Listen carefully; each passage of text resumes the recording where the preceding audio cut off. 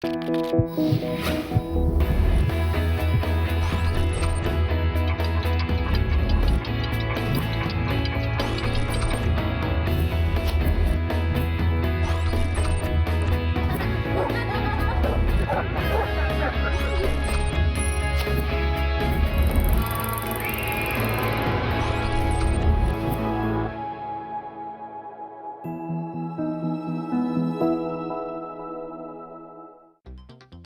autismo es un trastorno del desarrollo infantil que afecta principalmente las áreas de comunicación y las habilidades de socialización, y usualmente se expresa mediante situaciones repetitivas como mecerse continuamente y comportamientos estereotipados como hacer sonidos con la boca. El autismo es tan variado en sus formas de manifestarse que precisamente por ello se habla de un espectro autista. ¿Qué papel juegan los padres en su detección y atención? ¿Qué es lo que se puede lograr con el tratamiento y atención adecuada? Hoy, en Diálogos en Confianza, nuestros especialistas nos ayudarán a resolver estas y otras dudas del niño con autismo, su atención y la familia. Hola, ¿qué tal? Qué gusto saludarte esta mañana aquí desde el Foro de Diálogos en Confianza. Y bueno, el día de hoy vamos a tener este tema tan interesante, el autismo, tratamientos y atención. ¿Qué es lo que es el autismo? ¿Cómo podemos tratarlo? ¿Cómo se convive con una persona que tiene autismo? ¿Cómo es que la familia lo puede enfrentar?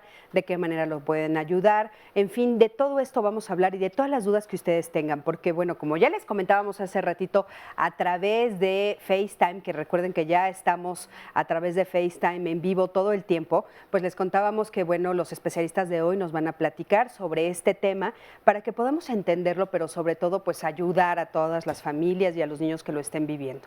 Así es que bueno, pues bienvenidos a este programa de diálogos el día de hoy. Y para hablar de este tema tenemos con nosotros a Deli Calderón Nieto. Ella es psiquiatra, coordinadora de la Clínica de Autismo de la Ciudad de México, Clínica de Intervención de Trastornos Físicos, Sensoriales y del Neurodesarrollo en el Centro de Salud Galo Soberón y Parra. Deli, ¿cómo estás? Hola, buenos días. Bienvenida, qué gusto tenerte aquí, ¿eh? Gracias por la invitación. Buenos días. También está con nosotros Tania Gómez Fernández, ella es maestra en neuropsicología y subdirectora de la Invención de la Mente AC IMAC. ¿Cómo estás? Muy bien, muchas Bienvenida, Tania, qué gusto tenerte por aquí. Gracias. También está con nosotros Lilia Albores Gallo, ella es jefa de investigación epidemiológica y genética del Hospital Psiquiátrico Infantil Dr. Juan N. Navarro de la Secretaría de Salud y también es miembro del Sistema Nacional de Investigadores. Lilia, ¿cómo estás? Hola. Muchas Bienvenida. gracias por la invitación. No, hombre, a ti, gracias por estar aquí con nosotros. Y también está con nosotros Julio Moreno López, él es psiquiatra infantil y de adolescentes del Departamento de Psiquiatría y Salud Mental de la Facultad de Medicina de la UNAM. Julio, ¿cómo estás? Bien, gracias. Bienvenido. Muchas gracias por la invitación. Gracias, buenos días. Y bueno, por supuesto, le doy los buenos días al público que nos acompaña el día de hoy. Un poquito más adelante ya estaré con ustedes pues haciendo las entrevistas para que nos platiquen cómo están viviendo ustedes esta situación a nivel familiar, personal, etcétera. Así es que, pues bienvenidos a todos. Y también mi Sandy. Hola Cris, muy buenos días. Ya estoy aquí con todas las llamadas, recibiendo mensajes y le quiero recordar a todos que pueden vernos durante todo el programa, la transmisión completamente en vivo a través de Facebook Live.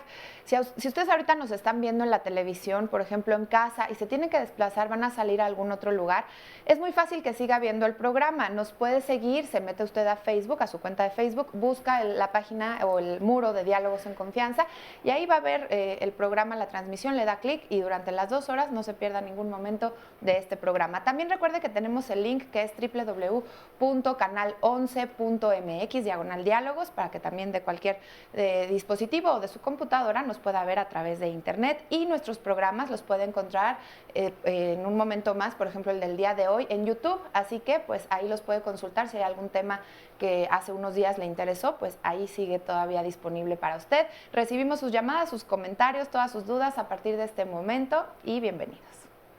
Por supuesto que sí. Bueno, pues les pido que me acompañen a ver pues el siguiente testimonio. Es mamá, que es una mamá de un niño que se llama Jesús, que tiene autismo. Vamos a ver qué nos dice ella.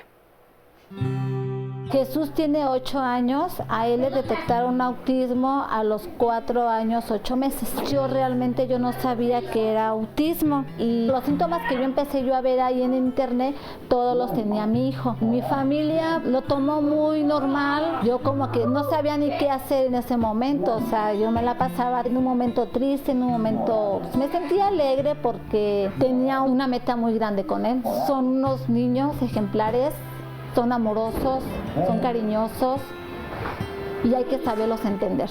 Yo entendí las diferencias a base de terapias, no me he dejado caer para que él no me vea que estoy debatida y me doy por vencida, no. Quiero que me vea fuerte para que él también sea fuerte y no se dé también él por vencido. Yo para Jesús quisiera muchas cosas, quisiera que fuera un buen muchacho, que no se le cerrara las puertas. Lo principal es de que la gente no lo discrimine. Es un niño común como todos, amoroso, es un niño tierno, que también tiene sentimientos como todos. Ya estamos de regreso, muchísimas gracias a esta mamá. Y bueno, a mí me gustaría empezar este programa preguntándoles, ella dice que ella escuchó o vio o leyó los síntomas en internet, ¿no? Entonces, bueno, ¿qué tan viable es poder hacer caso a internet? Digo, me parece que es importante no pasarlo de largo.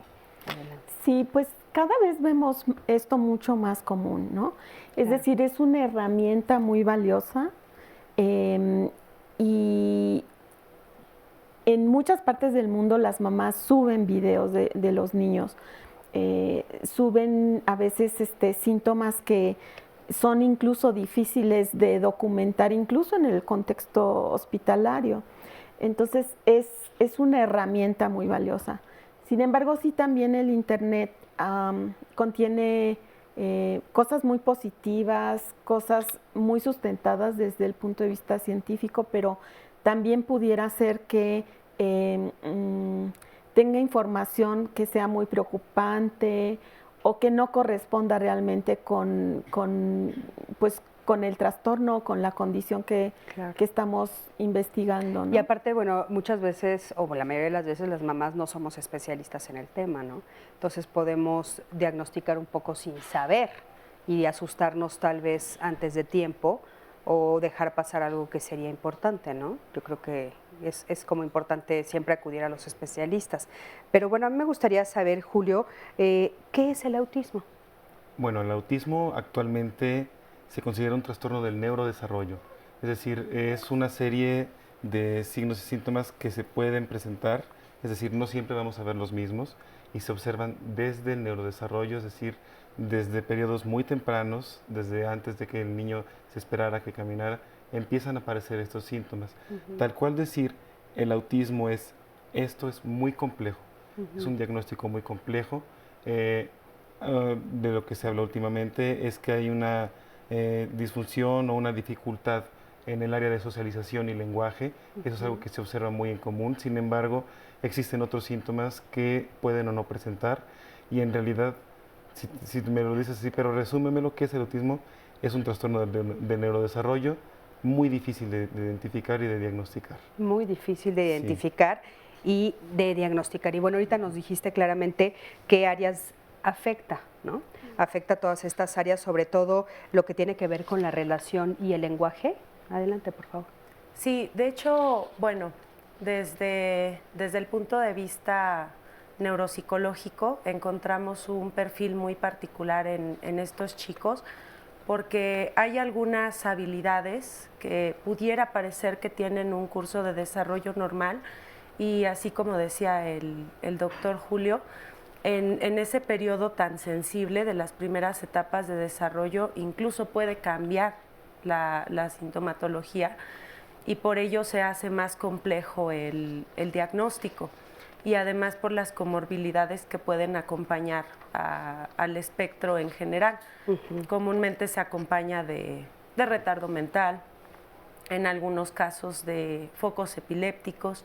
Entonces, sí es importante el trabajo multidisciplinario para poder determinar justamente la identificación del síndrome y el grado de afección. Ahora, ustedes hablan de la palabra el espectro, ¿no?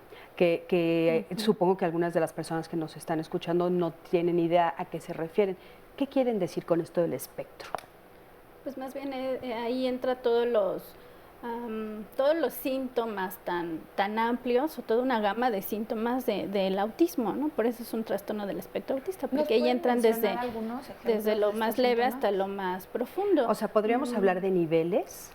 ¿O podríamos hablar de variedades? Más bien de variedades. De variedades. Entonces, por eso se llama espectro, porque hay muchas toda variedades. Una amplitud de los síntomas. Ahora, el que existe esta amplitud de los síntomas quiere decir que no todos tienen todos los síntomas, sino que dentro de esta variedad van a tener tal vez 2, 3, 4, o unos sí, otros no. Algunos van a estar más afectados, otros menos afectados, y bueno, pues ahí siempre hay que buscar, bueno, yo siempre buscamos como en qué área está afectada, por ejemplo, en la socialización, en el simbolismo y la interpretación, y en la comunicación o el uso del lenguaje, ¿no? Claro. Y ahí también es otra gama de síntomas que nos van Julio, indicando. tú haces los diagnósticos, ¿no? Sí. Entonces dices, ahorita nos comentabas, bueno, es muy difícil hacer un diagnóstico.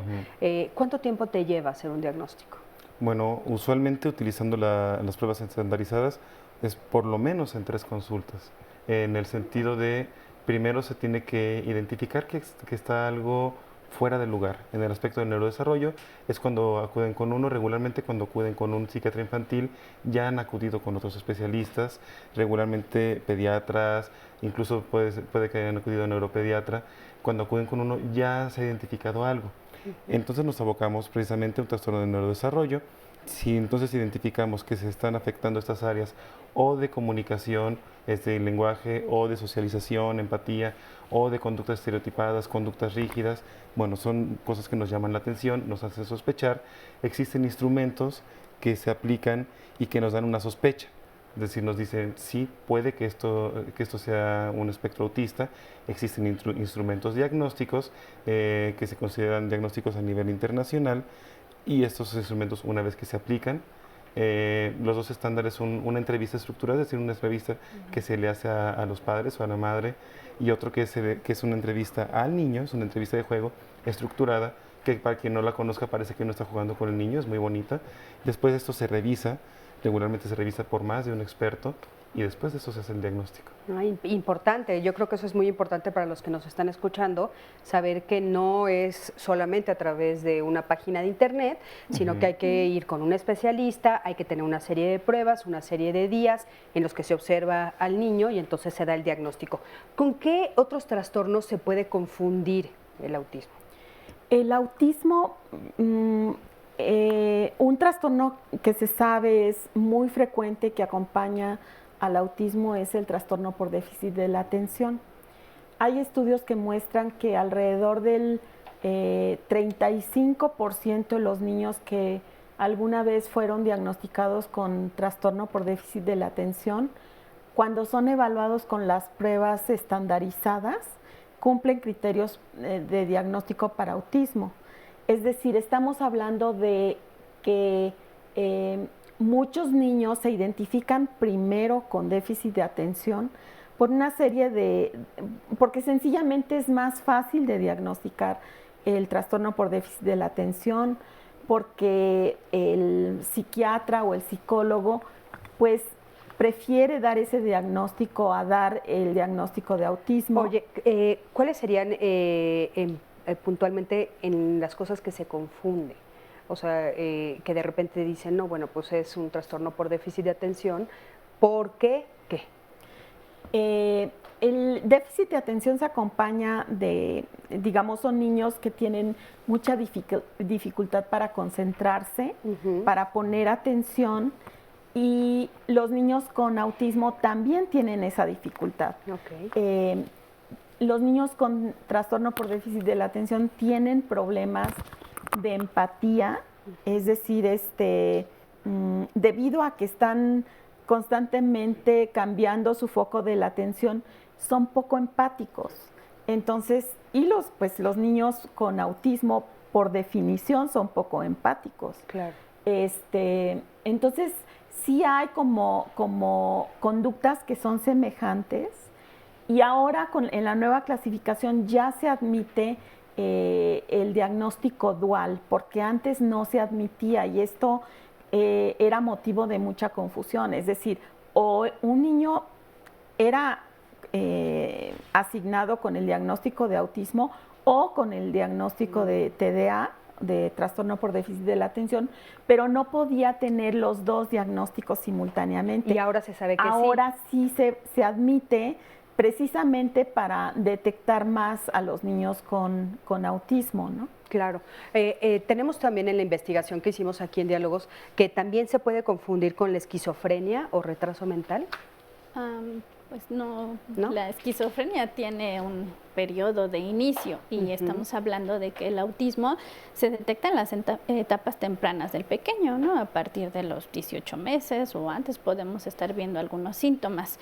Y bueno, para la esquizofrenia se puede detectar en la adolescencia o ya más un adulto joven. Entonces no hay como Entonces relación. Ahí no. Ahí ¿Y en retraso mental? Sí se puede a veces confundir, es un retraso en el desarrollo. Que tenemos las distintas áreas del desarrollo, pues sí, desfasadas, algunas en su nivel, algunas menos, y que por eso se pueda confundir con un autismo. Entonces yo creo que el diagnóstico diferencial tiene que ser siempre con un retraso en el desarrollo, bueno, de acuerdo a la edad en que estamos valorando a este pequeño, ¿no? Claro. Y ahora que Lilia nos dice que puede ser múltiple el diagnóstico, entonces, ¿hasta qué se ha encontrado? ¿Qué cosas se pueden encontrar aparte del autismo? Bueno, básicamente podemos decir que se puede encontrar cualquier otra cosa aparte del espectro autista que pueda tener cualquier otra persona en la población general en el aspecto de salud mental. Es decir, las personas con espectro autista pueden tener depresión, pueden tener trastorno bipolar, pueden tener psicosis, pueden desarrollar incluso una psicosis tipo esquizofrenia, pueden tener déficit de atención, en fin, toda la gama de diagnósticos de salud mental que ustedes imaginen puede tener una persona con espectro autista. Y sí, tiene más riesgo de tener un episodio psicótico a lo largo de su vida o incluso esquizofrenia en ciertos tipos de personas con espectro autista, digamos. Híjole, sí, o sea que es multifacético y muy complejo. Nos vamos a ir a un corte. En un momentito regresamos. Quédate con nosotros, estamos aquí en Diálogos en Confianza.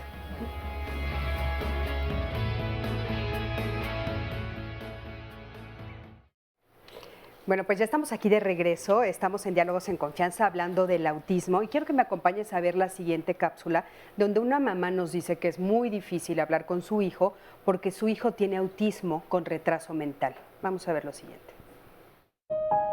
Yo me llamo Angélica Guadarrama Moreno, tengo 46 años, tengo 2 hijos. Carlos tiene autismo, se lo detectaron a partir de los 3 años, diagnosticado en el Fray Bernardino como autismo F8, retraso mental leve. Me corre un frío tremendo en el cuerpo, intenso, pero más que a mí saber qué es lo que va a esperar mi hijo. Eso es lo que me angustia, porque él es el que está viviendo el momento y el que va a vivir. Y al momento de pensar todo eso, me suele la urgencia de hacerle todos los exámenes habidos y por haber. De esto estamos hablando hace 15 años que pasaron. Es difícil tener un hijo con autismo porque requiere muchos cuidados de medicamentos, requiere muchos cuidados de su comida, de alimentación. Socialmente tenemos que llevarlos dependiendo si es agresivo o no. A veces en taxi en particular porque no sabemos si se ponga agresivo con la gente. Es muy difícil, muy pesado, pero sobre todo porque él hay momentos en los que se pone a llorar. No sabe qué hacer, no sabe qué es lo que le está pasando y es lo más difícil, lo más pesado. Hay muchas mamás que están sufriendo acerca de ello porque no saben dónde llevarlos a la escuela, dónde los pueden llevar a terapia. Las instituciones de salubridad, yo les pediría, les rogaría que nos ayuden porque es muy triste. Yo para mi hijo lo que quiero es felicidad. Un muchacho con felicidad es contento corriendo, riéndose sin que la gente se burle de ellos, que la gente los acepte. Es difícil, pero nadie está expuesto a no tener un problema mental, un trastorno mental. Todos estamos expuestos. Pues sí, muchísimas gracias a esta mamá. Y Tania, qué duro escuchar, ¿no?, lo que esta mamá tiene que decir. Sí, de hecho, bueno, dice algo muy interesante cuando comienza la intervención, y también quiero retomar de la cápsula anterior. Dice esta mami que a partir de los 3 años es cuando se hizo el diagnóstico con su hijo, y en el caso de la mami anterior de Jesús, a los 4. Y nosotros aquí hablábamos que es muy importante la identificación de los síntomas en los primeros periodos del desarrollo. Esto es, entre el primero y segundo año de vida ya podemos ver la sintomatología típica. Entonces, realmente sí es necesario la difusión en términos de la información, qué es lo que nosotros podemos ver para poder hacer un diagnóstico más temprano y por lo tanto tener un mejor pronóstico en cuanto a la parte del tratamiento. Claro. Entonces, bueno, pues aquí en el caso particular que nos muestra, efectivamente se puede acompañar Yo quisiera de retardo. preguntarte, hablando de esta etapa del desarrollo, habrá muchas mamás o familias que nos estén viendo y tengan niños pequeñitos. Claro. ¿Qué tipo de observación tienen que hacer o que notar en qué? Porque, por ejemplo, en el desarrollo físico uno sabe, o la mayoría sabemos que a cierta edad, 6 meses, 8 meses, se sienta un chiquito. Claro. ¿Qué tipo de otras conductas conductas tendrían que llamarnos la atención como papás? Porque, por ejemplo, aquí nos dice Luis Córdoba, ¿cómo pueden darse uno cuenta de que un niño tiene autismo? ¿Desde qué edad? Y acá otra mamá en el Twitter nos dice que su hijo él tiene ciertas conductas del espectro autista, pero que él no aletea. Si todos los niños tienen que aletear, y si nos explican a qué se refieren con estos movimientos de aleteo. Sí, bueno, en sí las áreas afectadas o los principales ejes, como comentábamos, era el área de la comunicación social, tanto verbal como no verbal. Entonces, ¿qué es lo que se puede observar conductualmente?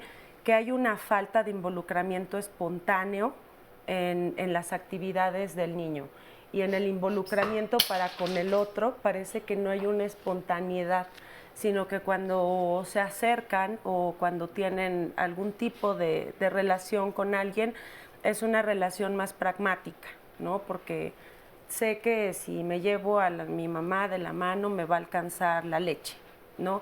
Pero no hay un compartimiento como tal espontáneo en cuanto O sea, a que los de gustos. repente me enseñe sus juguetes. Exacto. O, Sí. O sea, de repente está como muy en sí mismo. Es más concreto. Sí, más es concreto. más concreto. Es que qué difícil entonces, como mamá, y sobre todo si es mamá Sí. primeriza. Algunas Por mamás nos supuesto. han dicho que les llevan a sus hijos a hacerse pruebas de audición, porque a veces no ¿Creen que no pareciera que el escuchan? chiquito no escucha, Sí. porque en el principio, el primer año, pues un niño no habla, Exacto. pero pareciera que no escucha en el. O sea, ahí lo podemos- llaman y no a los escucha. meses. O sea, Sí es- sí escucha, pero no voltea. Sí, porque no hay un entendimiento como tal de las convenciones sociales que nosotros podemos entender de manera implícita. O sea, hay algunas convenciones que nosotros entendemos con el lenguaje corporal, ¿no? Entonces, estos chiquitos son más concretos en esa cuestión justamente por la alteración en el neurodesarrollo, entonces parece que no entienden esas convenciones, no las comprenden de la misma manera.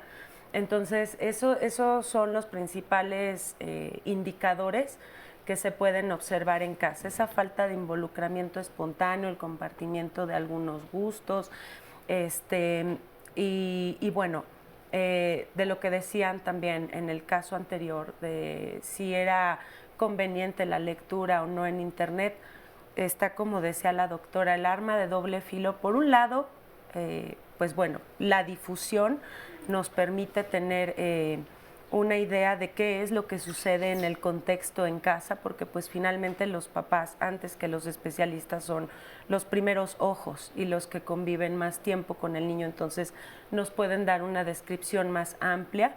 Y bueno, sí, hay que ser cuidadosos con el manejo de la información. De la información. Y bueno, Lilia, ¿qué tan frecuente se puede asociar a la discapacidad intelectual el espectro autista? Sí, eso es una pregunta muy importante porque antes se sabía, en las primeras encuestas y estudios que se hicieron, se mencionaba que la asociación entre el autismo y la discapacidad intelectual era alrededor del 75%.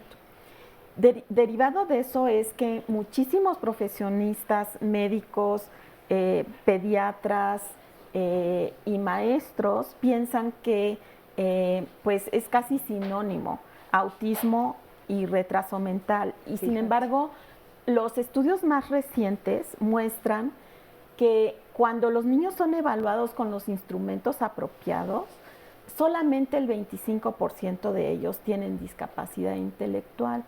Entonces, siento que eso es muy importante que el público lo sepa porque no es lo mismo y además con el tratamiento apropiado, con el análisis conductual aplicado, ya hay estudios que se han replicado muchas veces en donde cuando los niños son abordados de manera sistemática y reciben este tratamiento, llegan a, en un periodo de 2 años, aumentar su coeficiente intelectual hasta en 20 puntos. Es decir, es que estamos hablando de que salen del retraso mental con el tratamiento. Entonces, realmente esto no es menor, porque dejar sin tratamiento a un niño con autismo es que estamos hablando de que estamos condenándolo a que tenga retraso mental cuando con el tratamiento apropiado ese niño hubiera podido estar en un rango normal de inteligencia. Ok, entonces lo que nos estás diciendo es que por esta confusión hay muchos niños a los que pues tal vez no se les acercan las cosas adecuadas que tendrían que tener, no se les pide socialmente que realicen las acciones que tendrían que realizar de acuerdo a su edad, pensando que tienen un retraso mental cuando realmente no lo tienen, entonces por eso se quedan en ese retraso. Pero no es real que tengan el retraso. Claro, porque es decir, evaluados con los instrumentos que evalúan la inteligencia, eliminando la parte verbal de la inteligencia, es decir, equivaldría como si evaluáramos inteligencia con los instrumentos normales a un sordo, pues iba a salir con discapacidad intelectual, porque si no puede hablar y una buena parte de los instrumentos que miden inteligencia tienen un componente verbal muy importante, pues estos niños están en desventaja, pero eso no quiere decir que tengan discapacidad intelectual. Claro, entonces eso es muy importante que lo sepa el público, porque sí creo que de repente las escuelas, los maestros, pues un poco se rinden y no le echan las ganas suficientes pensando en que el niño tiene retraso mental y no hay nada que hacer. O sea, es una mala información. Pero perdón, pero aún teniendo retraso mental, también habría muchísimas cosas que hacer por el no niño. Es pretexto, pero sí creo que es muy importante que sepan que ese niño con tratamiento va a incrementar, su potencial es enorme, ¿no? Eso es muy importante, que se detecten los síntomas a tiempo y que se lleve a un servicio donde se diagnostique, ¿no? Porque comentaban o hacían la pregunta de que cómo se pueden dar cuenta las mamás. Bueno, pues a lo mejor si tienen su bebé y no empieza con un balbuceo, siempre está callado, solitario, no necesita ese contacto físico, esa búsqueda con su mamá, bueno, puede ser un síntoma temprano de que algo está ocurriendo con este pequeño, ¿no? Y si más adelante ya hicieron algunas pruebas de que sí escucha perfectamente, pero no desarrolla un lenguaje, un balbuceo más, más elaborado, ya algunas palabras, pues ya quiere decir que ese niño ya está teniendo ahí primero un problema del lenguaje, ¿no? De la adquisición del lenguaje. Claro. Y de ahí ir como observando si este lenguaje lo usa para solicitar alguna cosa, para expresar sus necesidades y si esto no va en relación, yo creo que también es muy importante que se detecte esto a tiempo. Claro. ¿no? Nos están preguntando que por qué algunos niños dejan de hablar de repente. Aquí hay una pregunta que dice Carlos, tengo un hijo con autismo de 35 años y a los 3 años dejó de hablar. Actualmente solo nos comunicamos por medio de señas y pregunta por qué sucede esto. Bueno, el por qué sucede, el origen de esto, no te lo puedo definir, pero cómo sucede esto se ha definido y se ha identificado desde hace muchos años un cierto tipo de autismo, algunos le llaman del tipo regresivo, en el cual observamos esto. Hitos del desarrollo, es decir, logros en el desarrollo, en la motricidad, en el movimiento, en el lenguaje, se pierden. Esto ocurre en este tipo de niños más o menos alrededor de los 3 años, pero no es el tipo clásico. Por esto no se consideraba antes autismo. Actualmente sí es espectro autista. Pero sí, el por qué ocurre esto no te lo podría decir específicamente. Claro. Sí, una razón específica Sí, no hay, claro. pero sí cómo. Tania, Pero sí es común. ¿y entonces tendríamos que nosotros elaborar otras formas de comunicación con ellos? Sí, de hecho, bueno, por ejemplo, en el caso que veíamos de la mamá, que decía en algunas ocasiones comienza a gritar, se desespera, pues es una manera de tener una forma de comunicación, ¿no? Distinta a la convencional, y por ello también es importante hacer la evaluación constante durante los primeros años del neurodesarrollo, porque sí, son los menos casos, pero se puede observar un cambio en la sintomatología, como les decía hace rato. Y también es importante en esta cuestión del diagnóstico, lo que decía la doctora, hacer una diferenciación, ¿no? Porque una cosa es que dentro del espectro se puedan asociar otras patologías como el déficit de atención, la hiperactividad, la discapacidad intelectual, más esos no son los síndromes que explican la condición de la persona. Lo que explica la condición de la persona es la falta de comunicación social, de entendimiento de las convenciones sociales, valga la redundancia, metacognición como tal, y que va asociado con otras patologías. Entonces, por ello sí es bien importante hacer el diagnóstico diferencial, y cuando se hace en los primeros años de vida, hacer un diagnóstico constante, una supervisión, para ver si no cambian los síntomas. Aquí claro. como ahora lo que Sandy, ¿no? lo que Sandy nos acaba de leer dice, nos comunicamos con él a través de signos, señales, ¿no? Dice. Sí. Entonces, bueno, uno puede establecer otro tipo de comunicación. Ahora, en esto de los gritos, qué difícil, ¿no? También. Sí. La idea justamente es que podamos adaptar a estas personitas a que sean lo más funcionales posible, y de ello depende el éxito de la neurorehabilitación.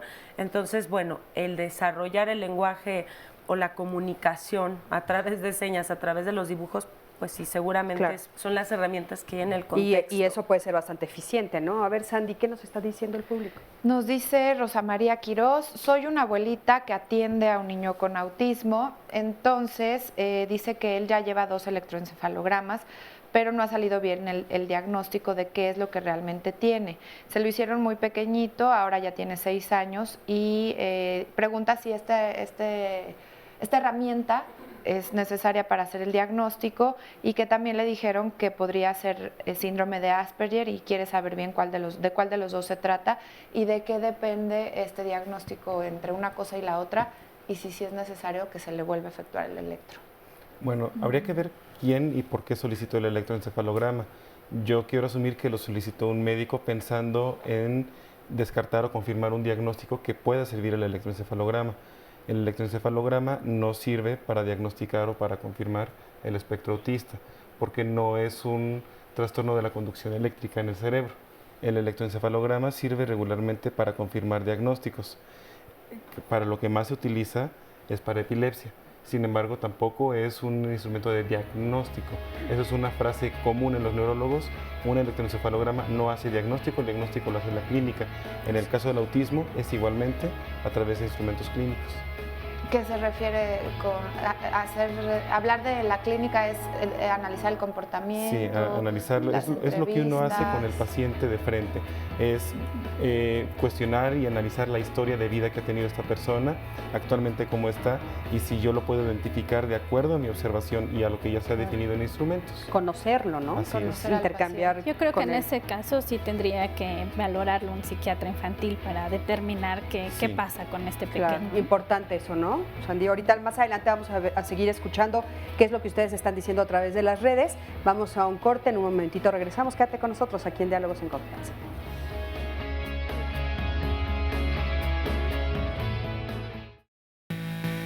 Estamos en la clínica de autismo del Centro de Salud Galo Soberón y Parra de la jurisdicción sanitaria Azcapotzalco. En esta clínica van a encontrar atención para todos los niños menores de 18 años que tienen alteraciones de tipo psicológico y psiquiátrico y principalmente en la parte de autismo. Para poder recibir atención en esta unidad médica se requiere estar afiliado al Seguro Popular y tener afiliación también al sistema de gratuidad que se maneja exclusivamente para el Distrito Federal. Tenemos pacientes incluso que no tienen derecho a Seguro Popular porque son derechohabientes, al IMSS, al ISSSTE, Pemex, alguna otra institución, y vienen con nosotros a solicitar un servicio. A nadie se le niega, es algo muy importante. La clínica en sí consta de 7 áreas específicas aproximadamente: el arenero, terapia física, electroencefalografía, electromiografía, los consultorios de psicología, de psiquiatría, la sala de GESEL, área de terapia del lenguaje y el sensorama. Pues muchísimas gracias por esta cápsula. La verdad es que yo no asistí a ese lugar, pero se ve lindo a través de la cápsula y qué bueno tener espacios donde los atiendan de manera eficiente, ¿no? Eso me parece importantísimo. Y bueno, tenemos aquí con nosotros a Raquel Arias y a Gabriel Arias. ¿Cómo estás, Raquel? Hola, mucho gusto. Bienvenida. Bien, qué gusto tenerte por aquí. gracias. Oye, en la investigación, en la entrevista que te hicimos anteriormente, dices que te lo diagnosticaron desde la gestación. No, lo que pasa es que Gabriel, desde que estaba yo gestándolo a las 23 semanas, descubrieron que tenía una malformación cerebral. Él está diagnosticado como holoprosencefalia semilobar. Ese es su diagnóstico. Entonces, cuando él nació, pues todo fueron las cirugías, porque además traía hidrocefalia y una serie de complicaciones, ¿no? Entonces, muchas neurocirugías. Así me aventé 2 años y medio. Y ya después empezamos en el Teletón cuando él tenía 4 meses y ahí estuvo 7 años y medio. Y entonces todo fue sacarlo con la cuestión de la motricidad, su inteligencia y todo. Lo dieron de alta y entonces ya me lo llevo yo a la casa. Bueno, intenté ir a las escuelas y todo, pero no vamos a hablar de ese tema porque es un poco frustrante. Pero, bueno, no profundicemos, pero no te lo aceptaron. Digamos que si no come solo y no va al baño solo, tienes tú que ir con él y entonces tu vida se desbarata porque no puedes hacer otra cosa más que ir a la escuela con el niño, ¿no? Y yo tenía en aquel entonces una hija más y trabajo. Entonces, definitivamente no era una opción. ¿Todavía tienes a tu hija? Sí, es que ya tengo otro bebé también, ya son 3. En aquel entonces no existía el tercero.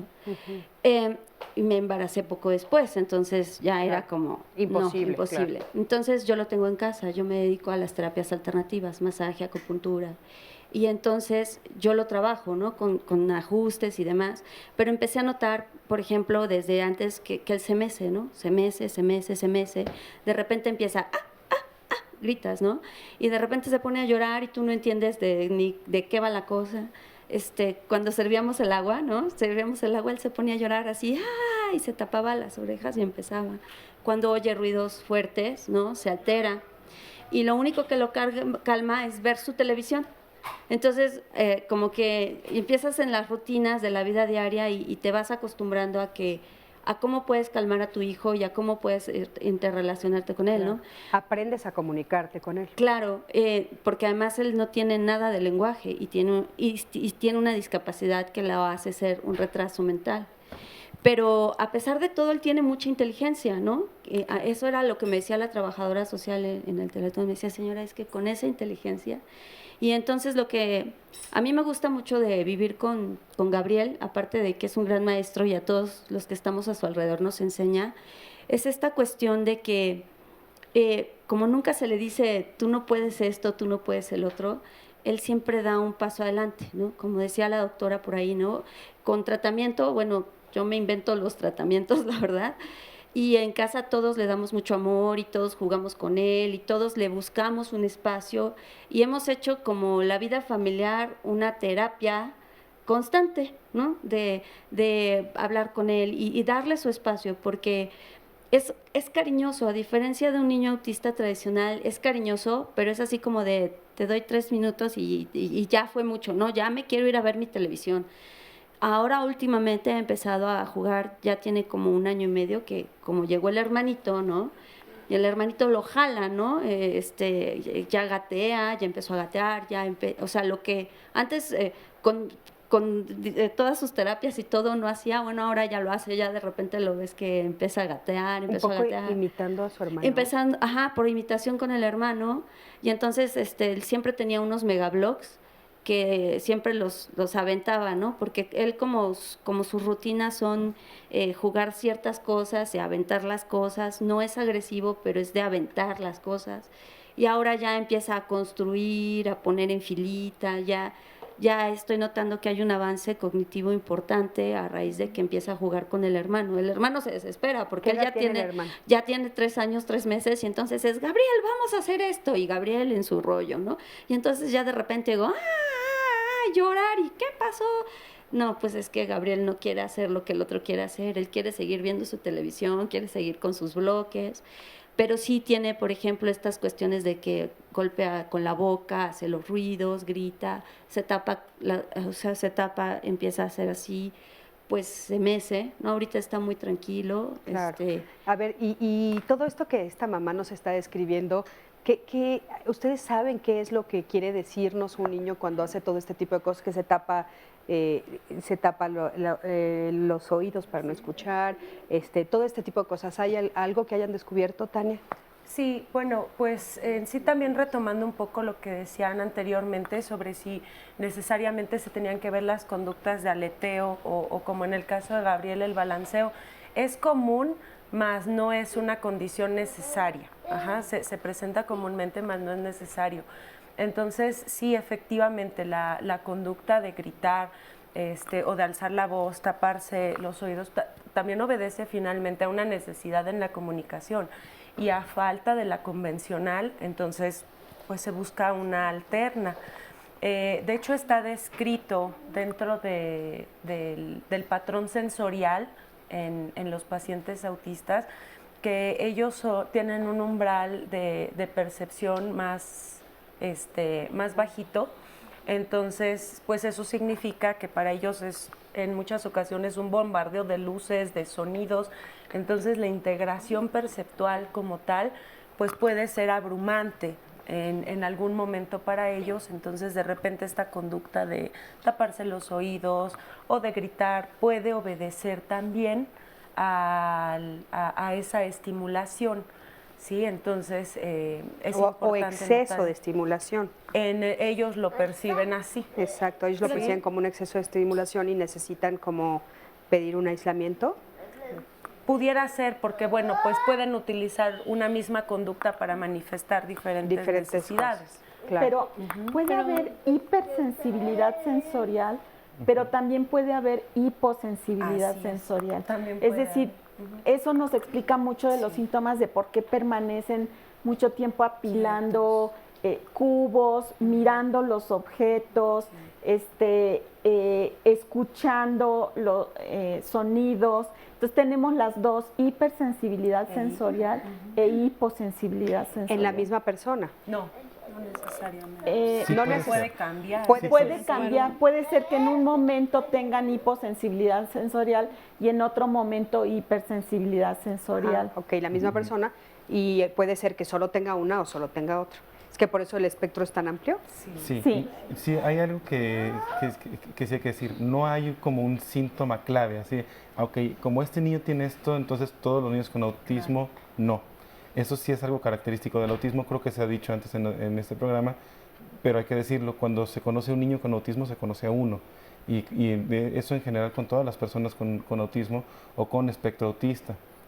Claro. Entonces, bueno, pueden tener hipersensibilidad o hiposensibilidad, pueden tener hipersensibilidad tal vez auditiva e hiposensibilidad al dolor. Eso es algo muy común. El niño se cae y no llora, o el niño se quema y no llora, y el niño no aguanta los ruidos fuertes o no aguanta los movimientos. Esto es una desintegración sensorial, no destrucción, desintegración. No se integró bien, no se integró de forma común. Y esto ocurre en todos los sentidos que tenemos. Ya ven que ya son 7, además de los 5 que conocemos, está el vestibular, el que nos ubica donde está nuestra cabeza, el de la propiocepción. Yo, si cierro los ojos, sé cómo estoy sentado. En cualquiera de estos sentidos, y los más que se puedan describir, puede haber una hiper o una hiposensibilidad, y en conjunto casi siempre hay una desintegración, casi siempre. Pero también regresando al pequeño, yo creo que hay que saber qué nos está comunicando, porque esa es su forma de comunicación. Claro. Entonces hay que ver si a lo mejor ese estímulo le gusta o no le gusta, o si es demasiado para él o algo más intenso que él no alcanza a saberlo interpretar. Entonces yo creo que más bien hay que ayudarlos a interpretar qué es lo que nos quieren comunicar y nosotros cómo podemos ayudarles a que ellos reinterpreten eso. Y algo importantísimo que ustedes acaban de nombrar, que a mí me parece fundamental como mamá y como papá y los que nos están viendo, es se conoce a un niño, ¿no? Entonces, claro, no tratar de encontrar qué cosas son comunes, sino más bien qué cosa es lo que mi hijo me quiere decir, lo que mi hijo me comunica, quién es mi hijo en particular, ¿no? No tratar de meter a todos en el mismo cuadrito, creo que eso es fundamental, porque aparte de eso es general, ¿no? Cada uno de nosotros como seres humanos somos únicos e irrepetibles. Entonces creo que eso es importante.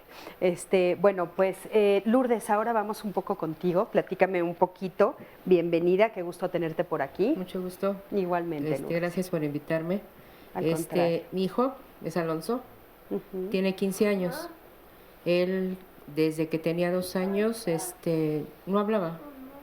Y yo me di cuenta porque un niño ya a esa edad pues ya balbucea. Claro, un poco lo que nos decía, ¿no? Así es. Entonces, pues yo dije, ¿qué hago? Una amiga me dijo, llévalo al DIF. Lo llevo al DIF, pero desgraciadamente me dieron un diagnóstico equivocado. ¿Qué fue el primer diagnóstico? Porque me dijeron que él tenía retraso psicomotor y problemas de lenguaje, cuando no era cierto, porque él seguía igual, tratamiento y yo lo veía igual. Un día conozco a una persona, una psicoterapeuta infantil, y me dice, ¿sabe qué? Su niño a mi parecer no tiene eso. Entonces tuve que acudir a una psiquiatra, le hizo estudios, una particular, y me dijo, ¿sabe qué? Su hijo tiene autismo, no tiene lo que le dijeron. Desgraciadamente, como dijo la doctora, si a mí me hubieran dicho que él tenía eso, a tiempo lo hubiera yo detectado y él estuviera más avanzado. Entonces, desde ahí eso tiene 5 años.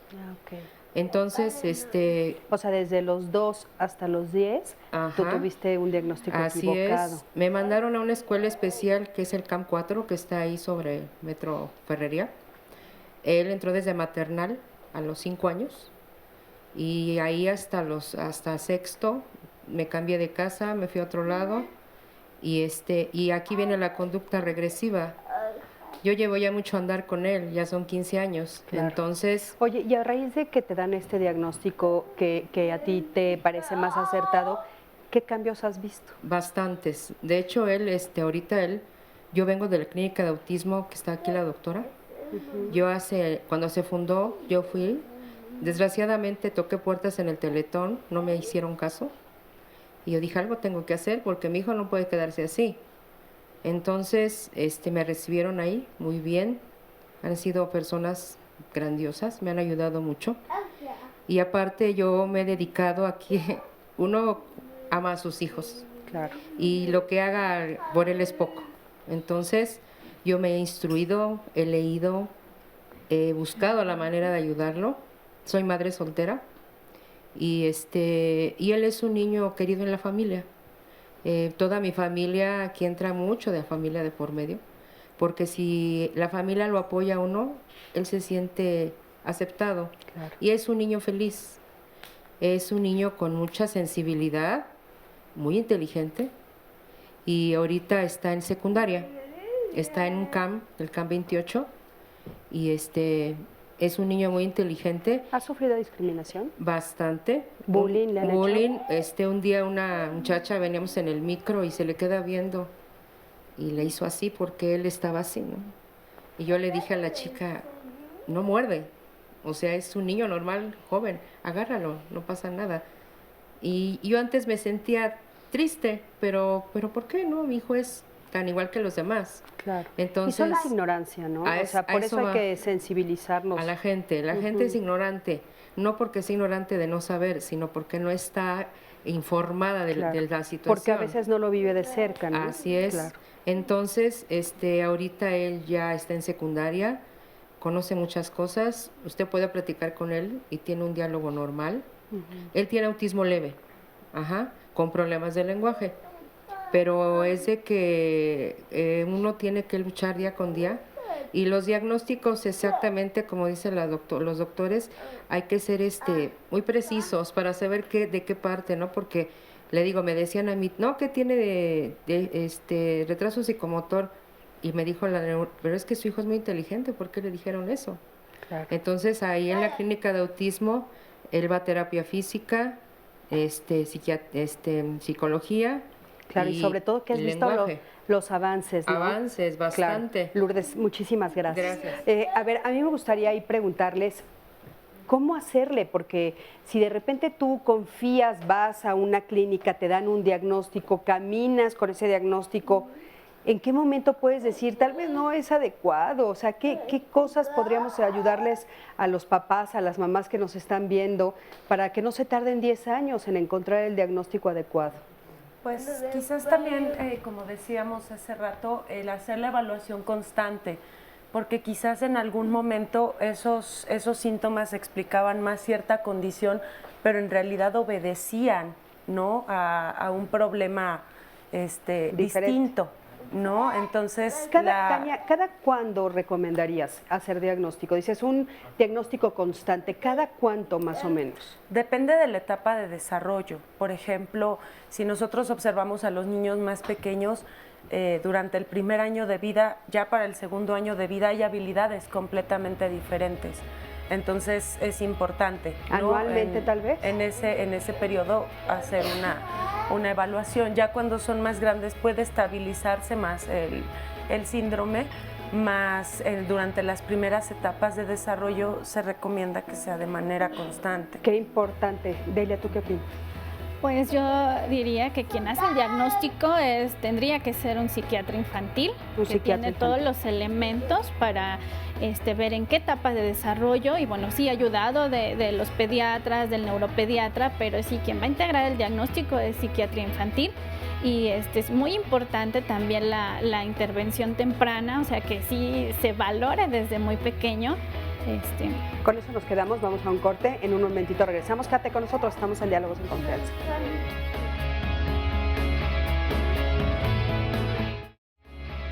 Bienvenidos, seguimos aquí en Diálogos en Confianza, en vivo, completamente en vivo, para que usted nos llame si tiene alguna pregunta o quiere participar en el tema del niño con autismo, sobre todo la familia, cómo lo ve, qué tipos de alternativas, tratamientos están llevando a cabo. Y mañana no se pierda el programa, el tema del día de mañana es Mi cuerpo, reflejo de mis emociones.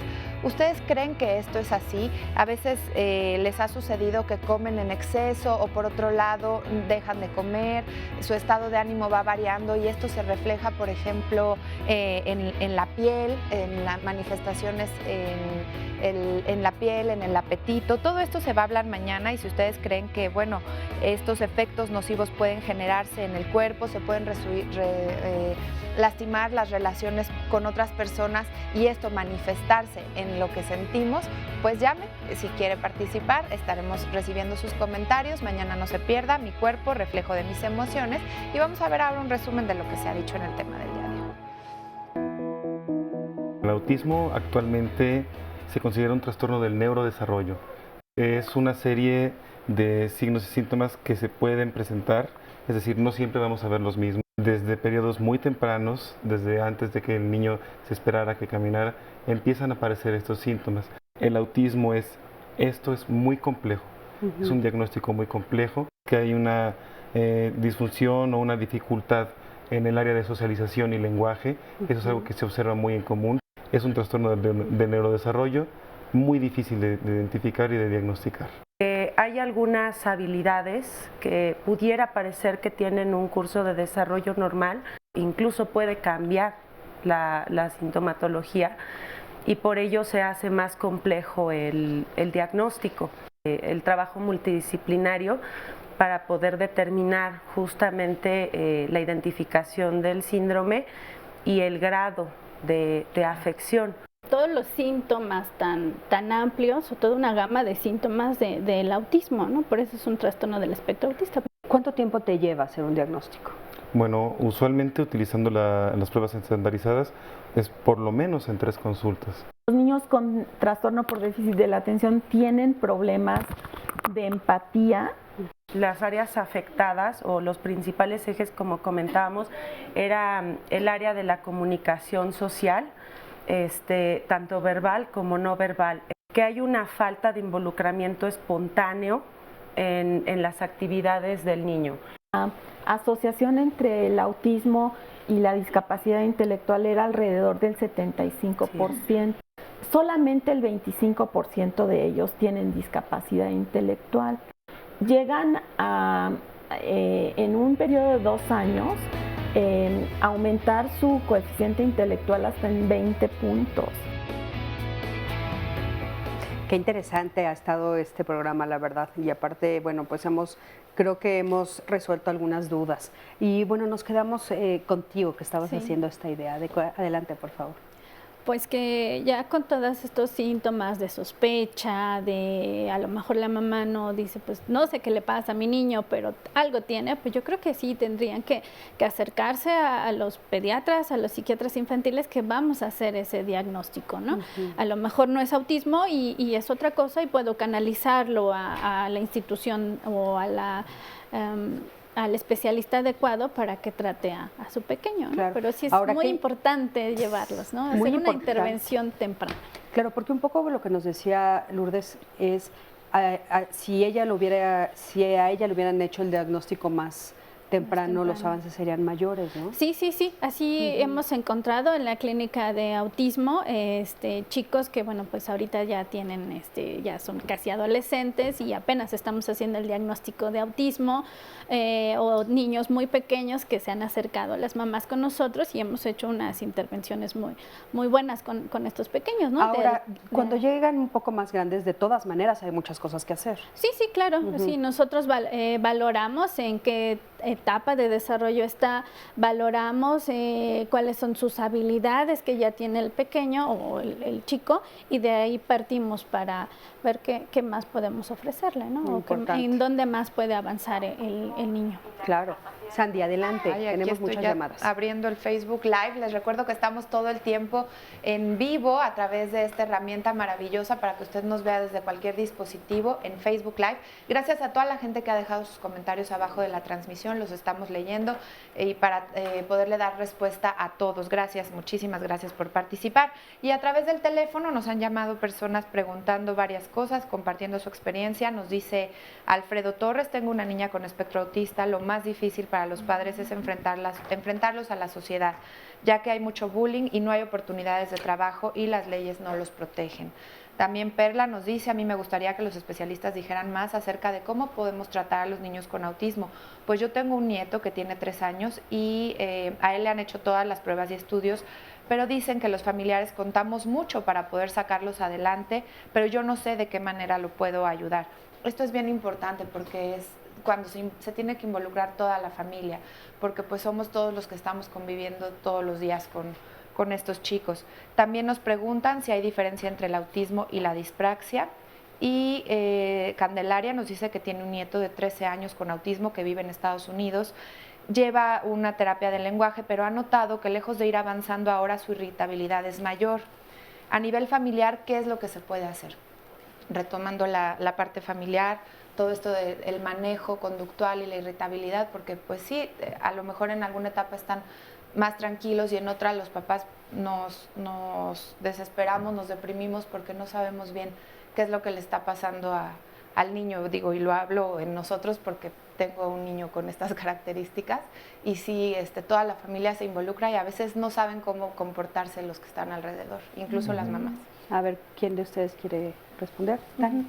Bueno, pues justamente la parte de psicoeducación es muy importante ya en esta parte porque se involucra todo el medio familiar. Entonces, lo primero sí es tener un referente de cuáles son las manifestaciones conductuales y, como decía la doctora hace un momento, entonces poder entender el lenguaje que ellos manejan y ya posteriormente dentro de la clínica como tal, poderlos ayudar a que se inserten dentro de las convenciones sociales en la medida que lo permita el diagnóstico. Pero sí, en efecto, yo creo que lo primero sí es hacer ese trabajo de psicoeducación con el medio familiar. Y yo sí quisiera decir, sí, doctor. ¿Por qué es tan importante la familia? Porque uno, como profesional con el niño, trabaja idealmente una vez a la semana, sí. 1 hora. Claro. Sí, regularmente está la diario. familia. El niño vive con su familia. En el caso de un problema de conducta y si se aplica un programa de análisis conductual aplicado, este programa se debe de continuar en casa. Las mamás aprenden a dar ese tipo de tratamientos. Anteriormente, hace más de 20 años, las terapias eran a puerta cerrada. Actualmente se maneja, todavía no se ha logrado que sea de forma universal, que la terapia sea abierta, que los papás aprendan la propia terapia. Y esto, en consecuencia, lo aprende la familia, claro. Lo aprenden los hermanos de estos niños. Y un poco lo que Raquel nos comentó, ¿no? Importantísimo de también en el momento en el que viene otro integrante de la familia, sí. También eso lo estimula, ¿no? Porque de hecho lo hemos platicado, Sandy, sí. Tú lo has comentado en algún momento, que muchas personas le decían a Sandy, si me permites repetirlo, pues que para qué iba a tener otro bebé, ¿no? Y resulta que al contrario, que es súper positivo y que ayuda al niño. No ese es el motivo para tener otro bebé, pero es un plus, ¿no? Y entonces, pues sí, es una parte más de la familia que se involucra. Y aquí lo que también me gustaría compartirle a la familia es que cuando se acercan con especialistas, nosotros como mamás aprendemos muchísimo, pero sobre todo lo ponemos en la práctica de la rutina. O sea, no es que tenga que ser una terapia tan especializada, sino que tu rutina, desde cómo va a tomar el niño la sopa, desde cómo se va a lavar los dientes, en los horarios, establecer una rutina como lo hacemos con todos los otros niños es bien importante como una forma de terapia de estos chicos. Y aquí les quisiera leer, por ejemplo, nos dice Araceli que ella quiere saber qué tipo de material didáctico es adecuado para un niño con autismo. En el caso de ella tiene a una chiquita de 10 años que lava los trastes, se cambia de ropa, pero le hace mucha falta que se pueda comunicar más verbalmente, si hay algún material o herramienta que le puedan sugerir. Y también dentro de las posibilidades que se ha visto que puede ayudar mucho a estos chicos es la mesoterapia. Vamos a ver la siguiente cápsula y retomamos algunas otras que nos quieran ustedes ayudar a compartir. Mi trabajo consiste en darles masaje a los niños para relajarlos, para que estén tranquilos. Por lo regular, los niños que tienen autismo tienen ansiedad o no permiten el contacto y el masaje les ayuda para que permitan el contacto, para que ellos puedan aceptar que otra persona les toque. La diferencia cuando un niño pasa a la terapia es que pues llega a veces un poco alterado o un poco ansioso y ya cuando se va relajado, algunos hasta se duermen. En algunas ocasiones las mamás no les llama así como la atención que uno les dé masaje, como que les da un poco de temor que sus niños no se dejen. Muchas veces uno les quiere explicar qué es lo que uno va a hacer, pero no lo comprenden enseguida. La primera vez a veces cuesta mucho trabajo que se suban a la mesa, pero la segunda vez se suben solos, se quitan la ropa y es algo que pues les gustó tu trabajo y pues sabes que fue algo agradable para ellos. Ya estamos aquí de regreso y bueno, qué importante todo lo que estamos escuchando. Y sobre esta cápsula, Deli, si nos puedes hacer algunos comentarios, ¿qué es esto y en qué ayuda a los niños? Así, ahí en la clínica de autismo tenemos este servicio o este plus, que es masoterapia.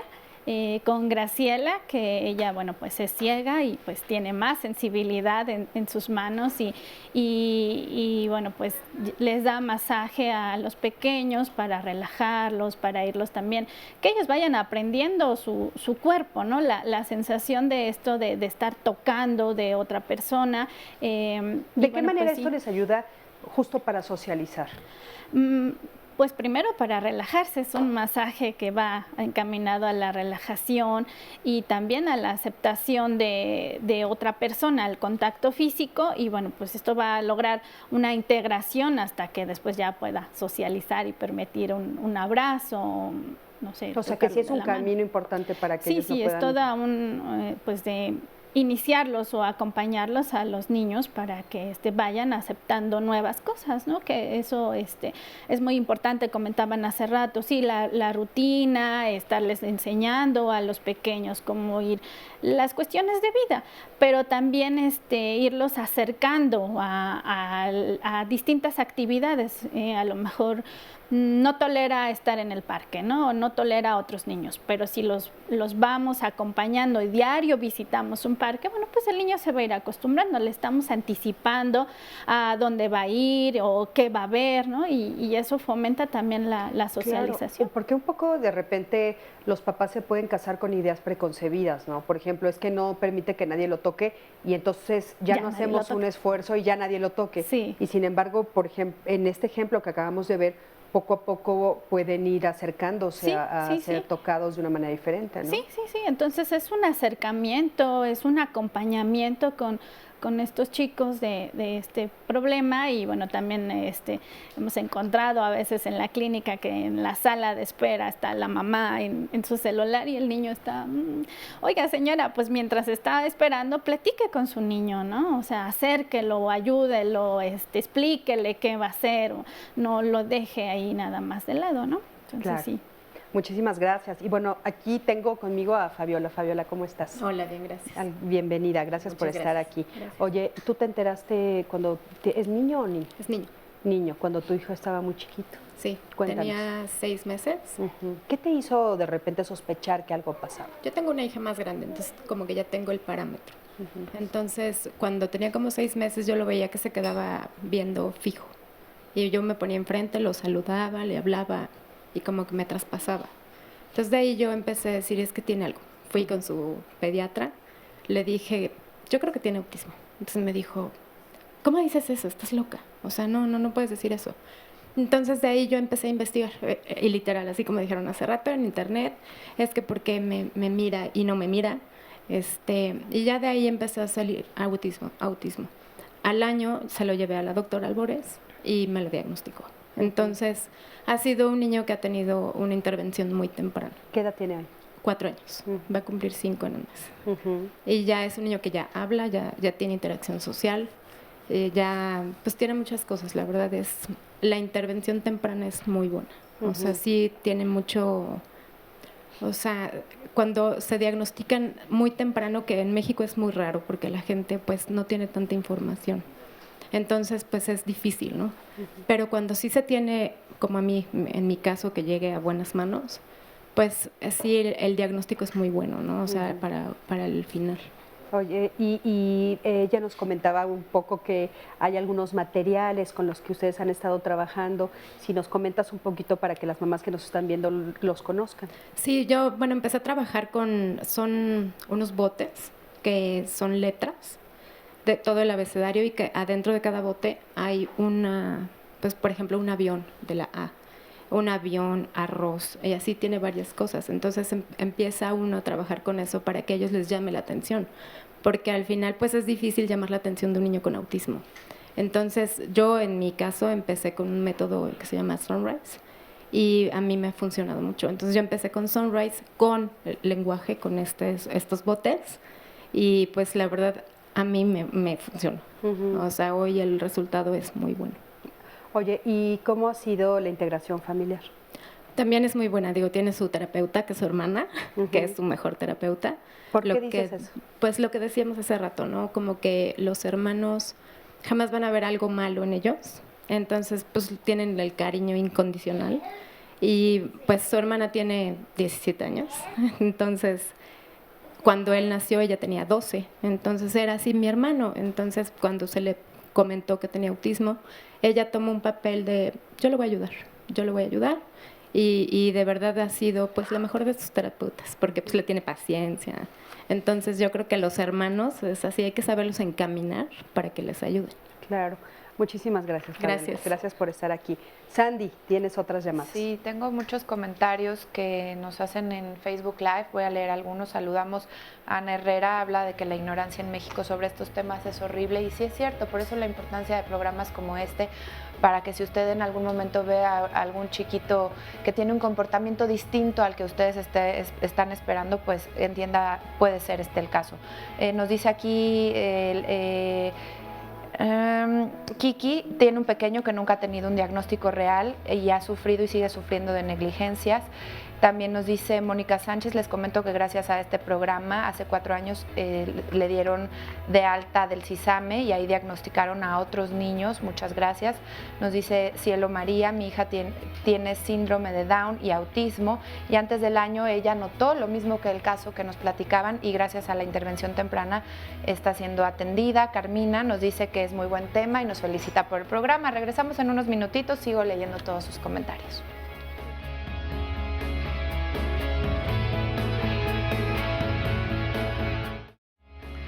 Continuamos en Diálogos en Confianza y como todos los martes vamos a mostrarle fotografías de personas que han desaparecido.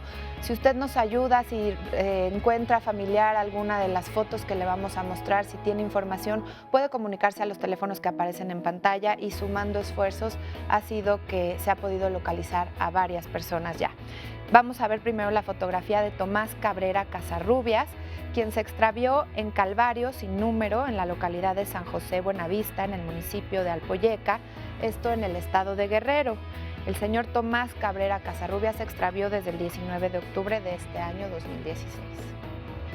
Una siguiente imagen que vamos a ver en este momento es la de Atsiri Yael Vázquez Pérez, quien se extravió en Andador Narciso Mendoza, agrupamiento C16, Casa 5, en la unidad Ermita Zaragoza, tercera sección de la delegación Iztapalapa.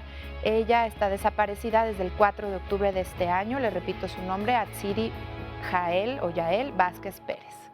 Una tercera fotografía, esta imagen es de Ricardo Orozco César, quien se perdió en el fraccionamiento Nuevo Pedregal del municipio de Tizayuca, en el estado de Hidalgo. Él se perdió desde el 19 de agosto de este 2016, repito su nombre, Ricardo Orozco César.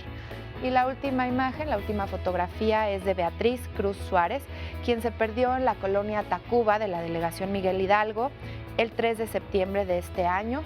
Repetimos su nombre, esta chiquita se llama Beatriz Cruz Suárez. Muchísimas gracias por su atención. Nosotros vamos a retomar el tema del día de hoy con el siguiente testimonio, que es de la mamá de Johan. Vamos a verlo. Johan siempre ha sido diferente, no encaja con los demás niños, no puede estarse quieto. Él ha tenido varios diagnósticos desde la edad de 4 años que lo empecé a llevar con un neurólogo. Fue de TDA y madurez neurológica.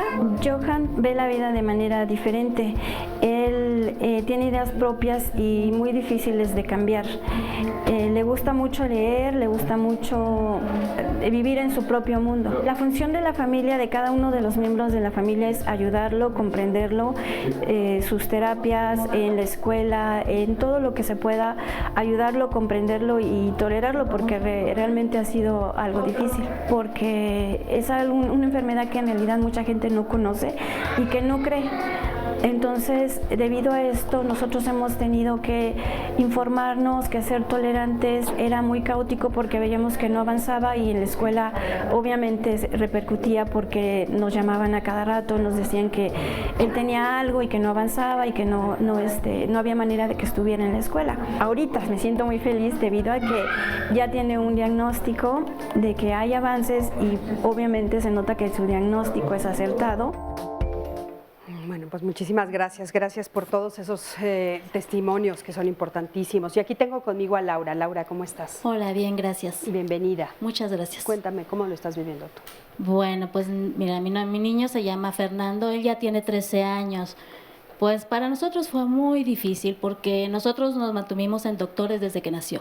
Él le quitaron un riñón izquierdo por diferentes situaciones.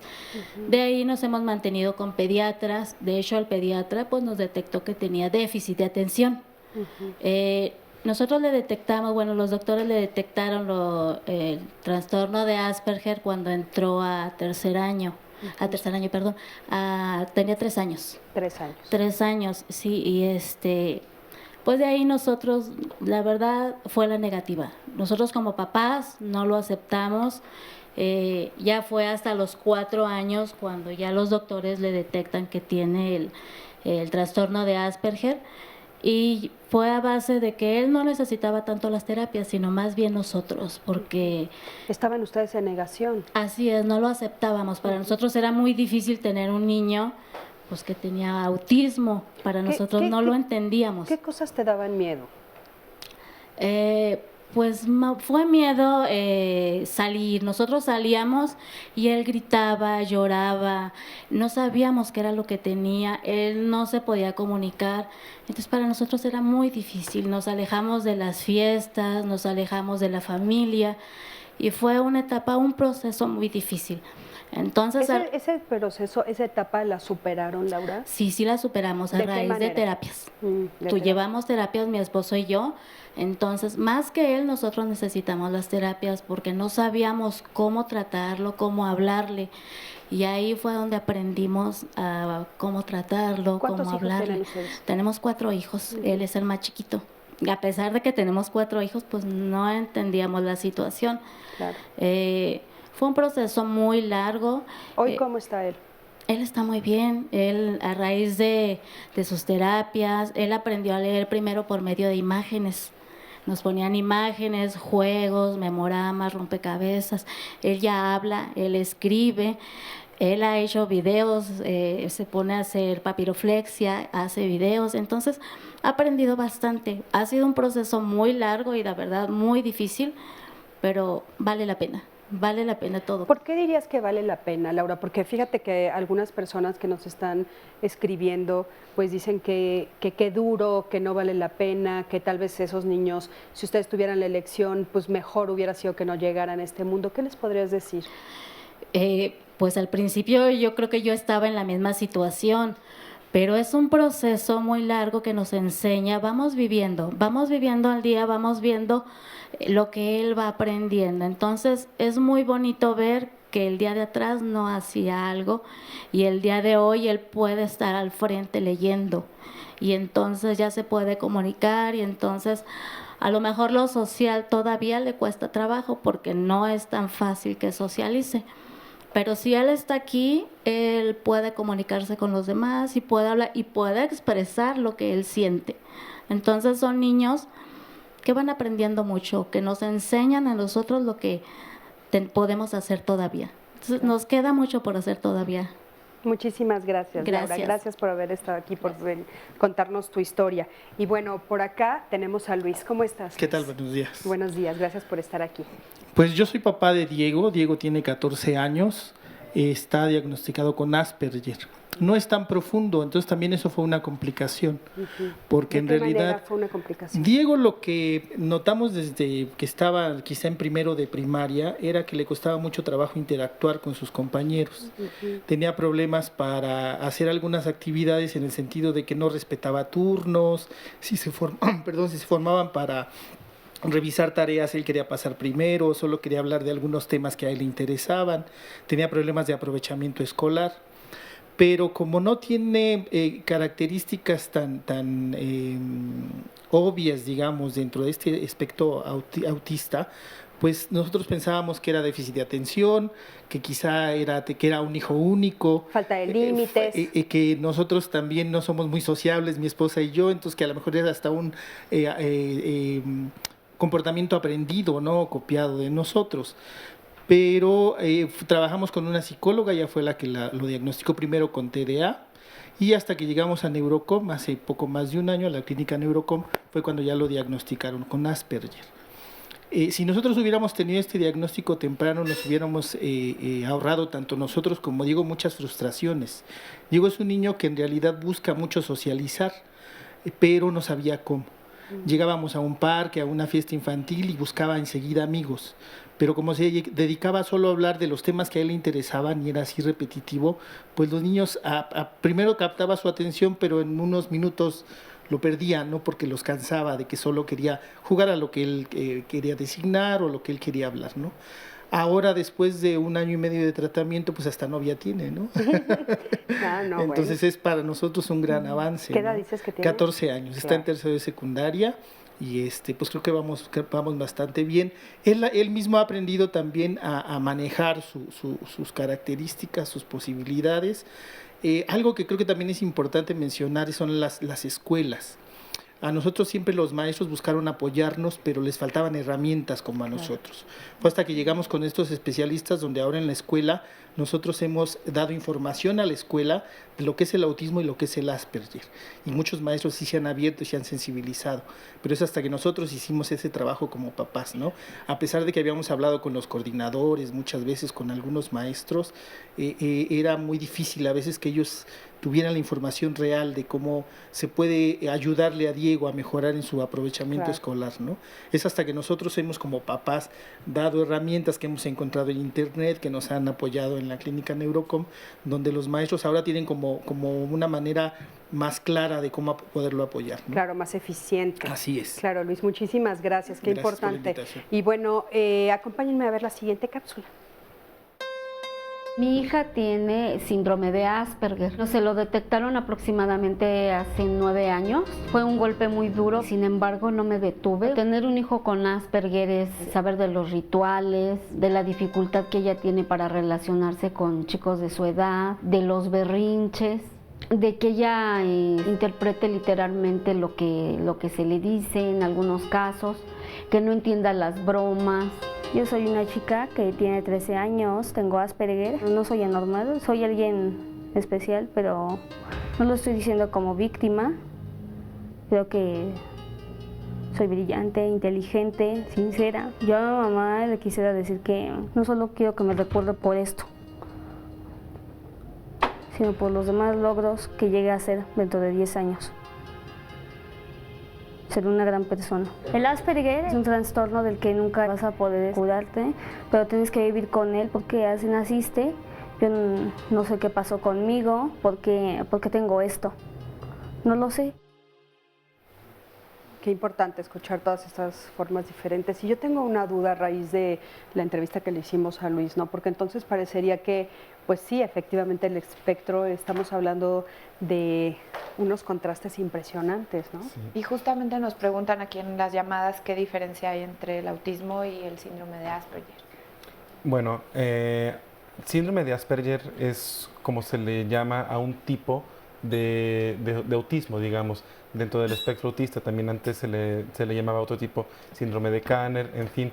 El síndrome de Asperger actualmente en la clasificación que sacan la Academia Americana de Psiquiatría se considera trastorno del espectro autista sin discapacidad intelectual, sin alteración del lenguaje y grado 1, en cuanto a grado de dificultad leve. Así es como lo podríamos definir, pero en realidad es parte de lo que es el espectro autista. En ciertos aspectos se considera que los síntomas son más leves, en el aspecto de que no son muchas veces tan incapacitantes en el aspecto de la comunicación. Esa es la gran característica del síndrome de Asperger. No hay una alteración en la comunicación. Eso podría ser como la característica principal. Sin embargo, pertenece al espectro autista. Claro, importante que sí pertenece. Sí, por supuesto. Y el testimonio que acabamos de ver, ¿alguno de ustedes nos puede comentar Quizá avanzando un poco en este sentido, aunque no tienen un problema de comunicación, sí tienen unas formas peculiares de hablar, ¿no?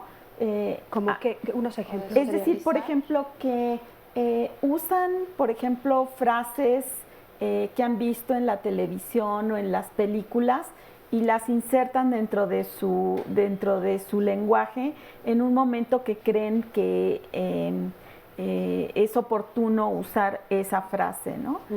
Son individuos que les cuesta mucho trabajo conversar, es decir, aceptar el cambio de tema de conversación. Lo que nos decía Luis, ¿no? Con respecto a su hijo. Exactamente, es decir, ellos muchos de estos niños son muy inteligentes y les gusta estudiar, por ejemplo, los dinosaurios, o los elefantes, entonces son verdaderos eruditas, entonces si bien pueden conversar muchísimo acerca del tema, en el momento en que el interlocutor quiere cambiar de tema de conversación, ellos no lo permiten, ¿no? Entonces es un... ¿De qué manera no lo permiten? ¿Interrumpen? ¿Siguen con el tema? Pues sí, es decir, dicen sí, pero es que los dinosaurios, y entonces regresan al tema. Entonces el interlocutor empieza a tener una sensación muy extraña, ¿no? Porque es así como que no me pregunta de mi persona, no quiere cambiar de tema de conversación y todo se circunscribe al tema que ellos quieren, ¿no? Que puede ser los dinosaurios, los trenes, los elefantes, cualquier piedras que les interese. Sandy, ¿quieres leernos algo? Sí, es que también quiero preguntarles, bueno, muy importante lo que nos dicen en relación al Asperger, porque sí había muchas dudas entre cuál era la diferencia y ya quedó muy aclarado. Y también permanecen muchas dudas de los tratamientos. Como bien vimos, la mesoterapia, una de las alternativas que hay, y pues cada familia va probando diferentes opciones y muchas de ellas son muy costosas. Entonces también nos preguntan qué tan viables son, qué tan reales son los resultados. Y Arturo Torres nos dice: yo soy maestro de música en el CAMP de Morelos, tengo 4 alumnos con autismo y me he dado cuenta que con la herramienta del arte han avanzado mucho en el canto y con el baile. También nos dice Tania Bobadilla que tiene unos gemelos con autismo, uno leve y otro moderado, asisten a una clínica en San Jerónimo, y dice que lleva con los 2 niños 5 años trabajando para que puedan salir adelante y ha sido difícil, pero dice que ahora sus hijos son independientes y trabaja en casa día a día con ellos. También nos preguntan qué tipo de escuelas especializadas hay. Una persona de Morelia nos dice que si se podría venir a tratar a la Ciudad de México porque en donde ella vive todo tiene un costo muy elevado. Oye, vamos a responder algunas de esas, Sandy. Exactamente, como que todas son en el mismo sentido y están hablando sobre la equinoterapia y la musicoterapia. Fíjense, porque, bueno, interesante, ¿no? Esto que nos leyó Sandy de un profesor que dice, bueno, con la música y con el arte, ellos reaccionan. Y a otras personas nos están preguntando también, como nos leyó Sandy, bueno, son muy costosas las terapias. ¿Qué nos pueden decir? Adelante, doctor. Claro. Bueno, no hay un tratamiento tal cual para el espectro autista, no es algo uno. Exacto. Por lo tanto, vamos a ver qué es lo que nos está causando mayor dificultad. Si es un problema de conducta, lo primero que hay que abordar es ese problema de conducta. Si además tenemos un trastorno psiquiátrico asociado que merezca medicamentos, nosotros como psiquiatras infantil lo iniciamos. En el caso, por ejemplo, de un niño, regresando un poquito al síndrome de Asperger, que tiene un problema en la comunicación y no en el lenguaje, entonces podemos empezar por esa parte, en la parte de comunicación. Muchas veces les cuesta trabajo la entonación, aquí nos sirven muchísimo las clases de canto. Nosotros hemos llegado incluso a recomendar clases gratuitas, que siempre en las iglesias hay coros, en fin. En el caso de que el niño tenga habilidades artísticas, hay que explotarlas, tenga o no tenga espectro autista, hay que explotar las habilidades que tenemos. Si vemos que tiene habilidades para el deporte, las explotamos también. Ahora, si identificamos que hay una habilidad social que hay que desarrollar, nos enfocamos a esa parte. Por eso la importancia de cada niño es único y a cada niño hay que ver él en particular, qué es lo que puede desarrollar, ¿no? Ahora, regresando de este corte, a mí me gustaría que nos dijeran lo del costo, ¿no? Porque, bueno, en este caso puede haber pues un coro gratuito en una iglesia, en fin, en algunas partes que el gobierno lo ofrezca, pero ¿qué tan caro en general es todo el tratamiento? Vamos a un corte, en un momentito regresamos. Quédate con nosotros.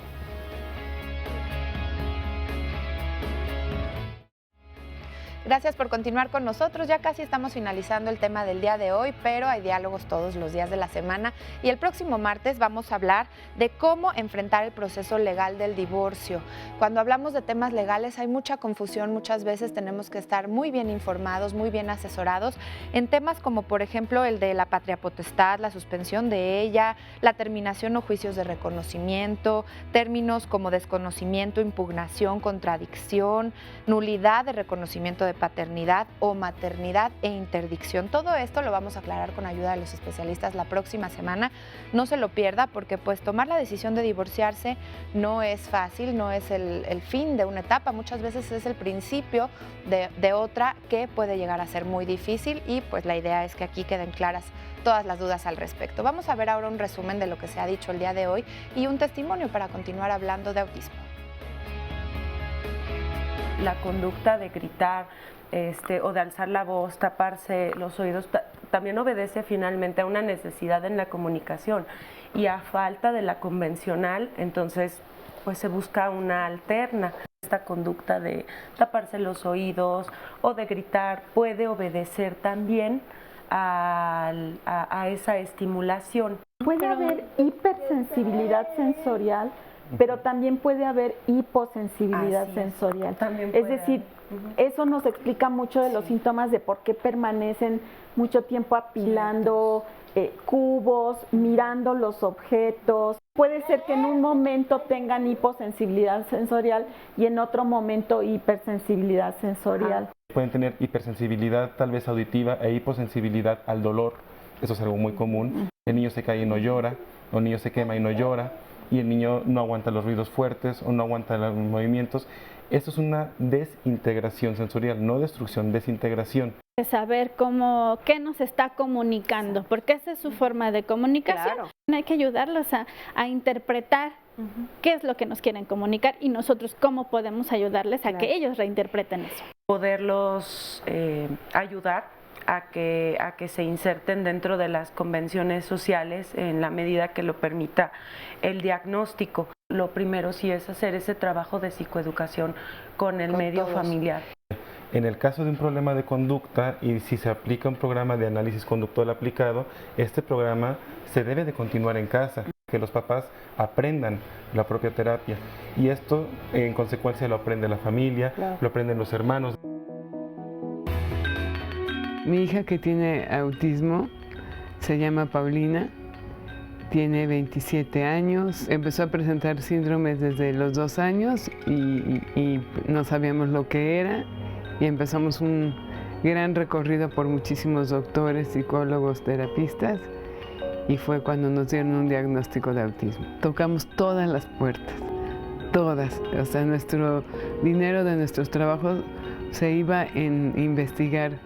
Fuimos a Estados Unidos, fuimos con sacerdotes, brujos, psicólogos, psiquiatras, amigos, libros, papás, maestros, y a ver qué hacíamos, ¿no? Fuimos a delfinoterapia, musicoterapia, a todo lo que nos decían. O sea, si decían agüita de Querétaro con café, agüita de Querétaro con café.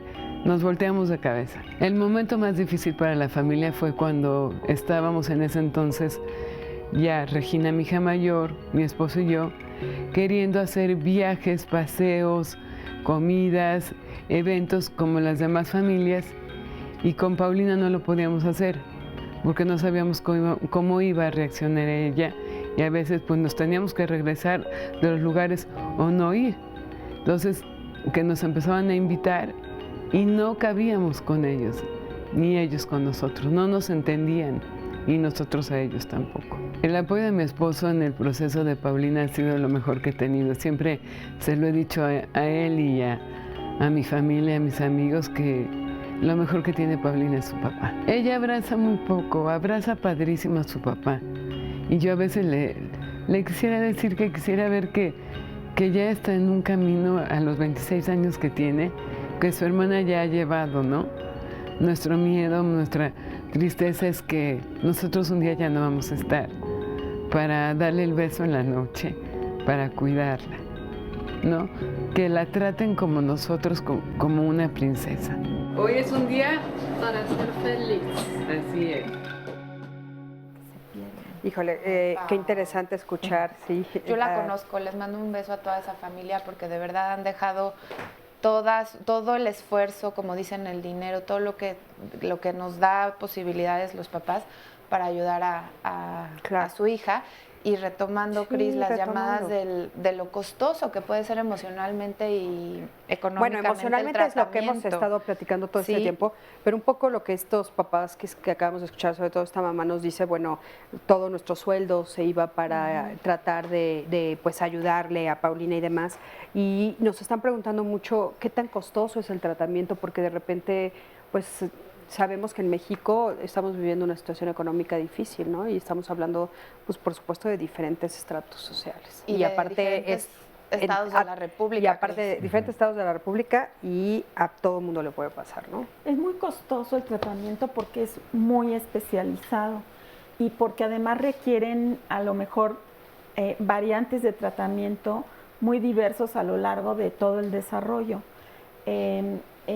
Sin embargo, también es muy importante que los padres detecten pues tratamientos alternativos que no son efectivos, porque desgraciadamente también tenemos ese tipo de ¿charlatanes? Exactamente, es decir, y que además pues es muy importante que la familia también jerarquice el tipo de intervención que seleccionan, porque a veces pudiera haber intervenciones que son muy costosas y que por pagar esas intervenciones a lo mejor no tan efectivas se dejan de hacer otras intervenciones que han mostrado ser efectivas científicamente, ¿no? ¿Cómo podemos identificar cuando es charlatanería y cuando realmente es algo serio?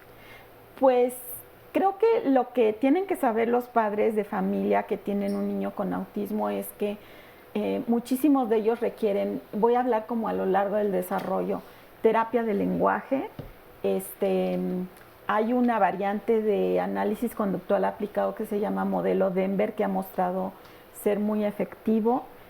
Todo lo que es análisis conductual aplicado, que lo pueden dar las psicólogas, y que en México comienzan a haber profesionistas que están estudiando este tipo de técnicas para ayudar a los niños.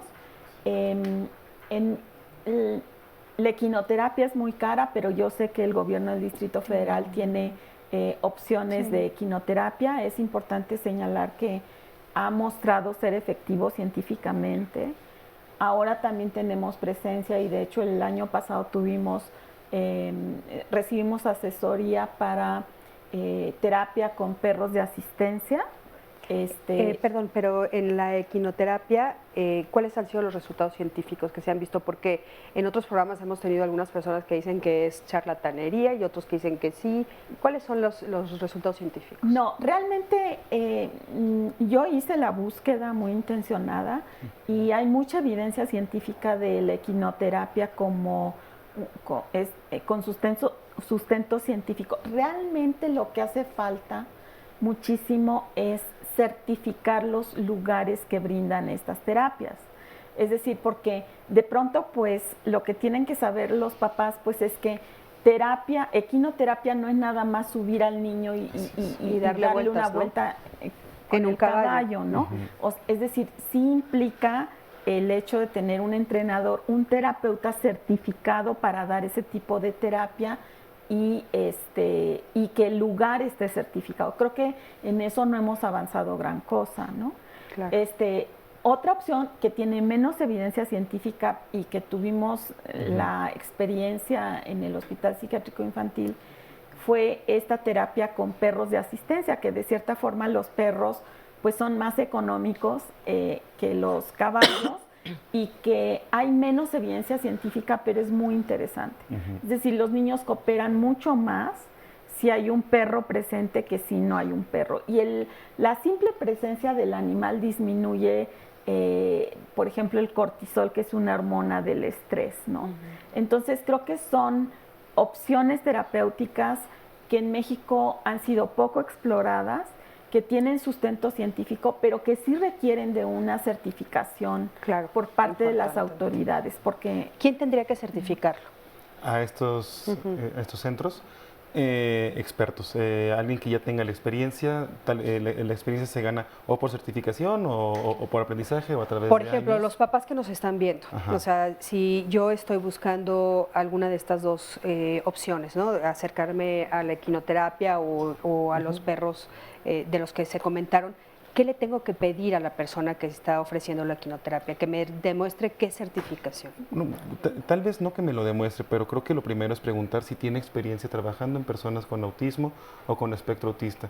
Porque la quinoterapia no se limita al espectro autista, también se utiliza para motricidad, sobre todo por motricidad.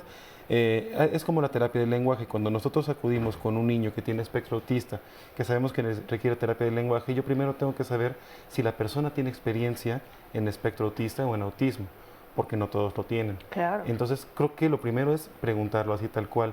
Después, bueno, las certificaciones regularmente vienen de instituciones o del propio gobierno, pero sí tenemos que ser muy claros en que no es lo mismo un paseacaballos que un terapeuta de quinoterapia, no es lo mismo un entrenador de perros que un caninoterapeuta. Claro, son cosas diferentes. Es importante, doctor, que las personas que nos ven, los padres de familia, no piensen que por llevar a 1 o 2 sesiones a los chiquitos va a haber un gran cambio, sino hay que permanecer y que el tiempo es el que va dando a través de la terapia, no es inmediato. Claro. Y también retomando lo que preguntábamos hace ratito sobre el costo, nos dice Carmen que en Morelia solo hay instituciones de paga para tratar el autismo, su hijo ya tiene 22 años, en el interior de la República nos ve mucha gente a la cual le interesaría muchísimo acudir, por ejemplo, a la clínica de la Ciudad de México.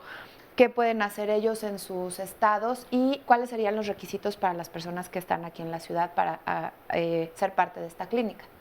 Bueno, para la clínica de autismo está diseñada para los habitantes de la Ciudad de México, para las personas que no tengan ningún tipo de seguridad social.